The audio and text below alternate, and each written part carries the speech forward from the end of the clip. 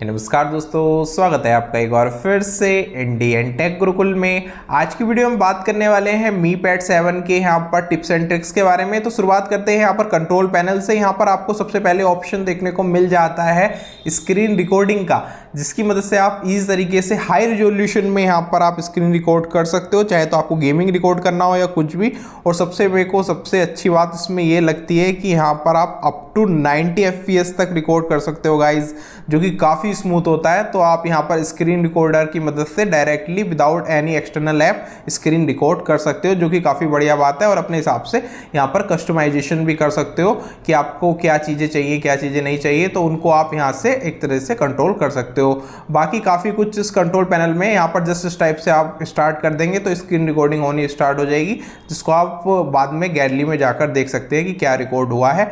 बाकी इसके अलावा दोस्तों आपको कंट्रोल पैनल में यहाँ पर डू नॉट डिस्टर्ब का मोड देखने को मिल जाता है, और यहाँ पर स्क्रीन कास्ट का ऑप्शन है, जिसकी मदद से आप इस तरीके से, अगर आपके पास एंड्रॉयड टीवी है या फिर कोई और मॉनिटर है जो कि यहाँ पर कास्टिंग सपोर्ट करता है, तो यहाँ पर आप अपने मी पैड 7 की स्क्रीन को भी कास्ट कर सकते हैं। बाकी यहाँ पर इंटरकनेक्टिविटी के ऑप्शंस देखने को मिल जाते हैं, और भी काफ़ी सारे ऑप्शन है। क्विक शेयर का आपको ऑप्शन देखने को मिलता है, और यहाँ पर टॉर्च लाइट का ऑप्शन देखने को मिल जाता है, और भी यहाँ पर आपको भर भर के ऑप्शन हैं, और इनको आप एक्सप्लोर भी कर सकते हैं। यहाँ पर डू नॉट डिस्टर्ब को मोड ऑन करके अगर आप स्टडी कर रहे हैं तो आप इस तरीके से यहाँ पर स्टडी अपनी पूरी कर सकते हैं।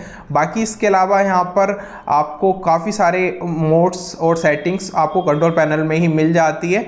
बाकी दोस्तों बात करें यहाँ पर अब कुछ और न्यू सेटिंग्स की, तो आपको सेटिंग्स में आ जाना है, और यहाँ पर दोस्तों बेसिक वाईफाई वाली यहाँ पर सेटिंग देखने को मिलती है। इसके अलावा आपको आ जाना है डिस्प्ले के अंदर, जहाँ पर मैं आपको एक चीज़ बताता हूँ। ये बेसिक लाइट और डार्क मोड को तो सभी को पता ही होता है, लेकिन इसके अलावा यहाँ पर दोस्तों अभी आपको क्या है कि यहाँ पर आप लोगों को मैं बताऊंगा कैसे आप अपने डिस्प्ले कलर एमोलेड जैसे कर सकते हैं। तो उसके लिए आपको नीचे आ जाना है, और यहाँ पर कलर स्कीम पर जाना है। कलर स्कीम पर अगर आप जाते हैं तो यहाँ पर आपको क्या है कि अलग अलग कलर्स के ऑप्शंस देखने को मिलेंगे। आपको कलर स्कीम को सिलेक्ट करना है। यहाँ पर आपको विविड, सैचुरेटेड, एडवांस सेटिंग्स देखने को मिल जाती हैं।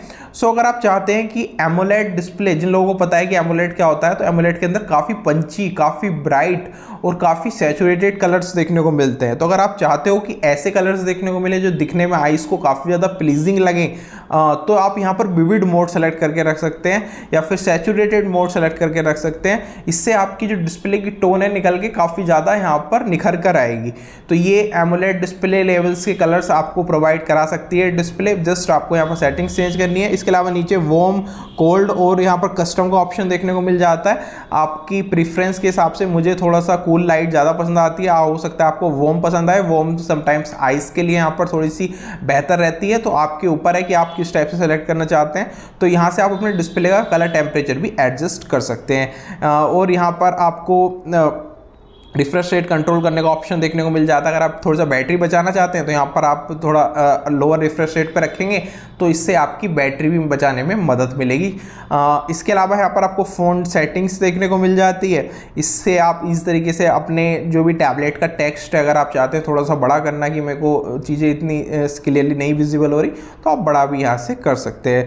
तो ऐसे काफ़ी सारे फंक्शंस आपको मी पैड 6 के अंदर देखने को मिल जाते हैं। यहाँ पर AI इमेज इंजन में अगर आप चाहते हैं थोड़ी सी बेटर फोटोज़, बेटर क्लियरिटी के साथ आपको चीज़ें दिखाई दे, तो इसको भी आप ऑन करके रख सकते हैं।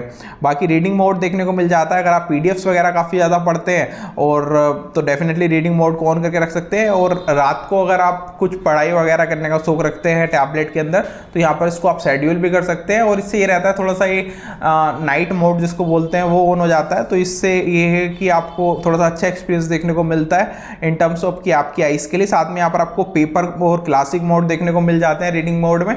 तो अगर आप कोई चीज़ पढ़ रहे हैं PDF वगैरह, तो पेपर मोड में करके पढ़ेंगे तो आपको थोड़ा सा ज़्यादा अच्छा एक्सपीरियंस देखने को मिल जाएगा कंपेयर टू नॉर्मल जो आप PDFs वगैरह पढ़ते हैं। बाकी अलग अलग कलर टेम्परेचर्स अलग अलग लोगों की प्रेफरेंस पे डिपेंड करते हैं। यहाँ पर मोर कनेक्टिविटी ऑप्शंस में अलग अलग ऑप्शंस देखने को मिल जाते हैं। लाइक मी शेयर की मदद से आप अलग अलग फाइल्स वगैरह शेयर कर सकते हैं। अपने MI के फ़ोन में वायरलेस डिस्प्ले का ऑप्शन है, जिसको आप कास्ट कर सकते हैं। मैं आपको बता ही रहा था पहले, आप इस तरीके से मॉनिटर्स में अलग अलग TVs के अंदर यहाँ पर इसको कास्ट कर सकते हैं। इसके अलावा Xiaomi की इंटरकनेक्टिविटी Xiaomi के फ़ोन्स के साथ वर्क करती है, तो उसके लिए आपके पास Xiaomi का फ़ोन होना चाहिए, जहां पर आप क्लिप बोर्ड फॉर एग्जांपल आपने अपने फ़ोन में कुछ कॉपी किया तो टैबलेट में पेस्ट कर सकते हो, नोटिफिकेशंस वगैरह अपनी टैबलेट में रिसीव कर सकते हो, कुछ और यहाँ पर चीज़ें आपको मिल जाएंगी एड ऑन जब आप इसको Xiaomi के फ़ोन से कनेक्ट करोगे।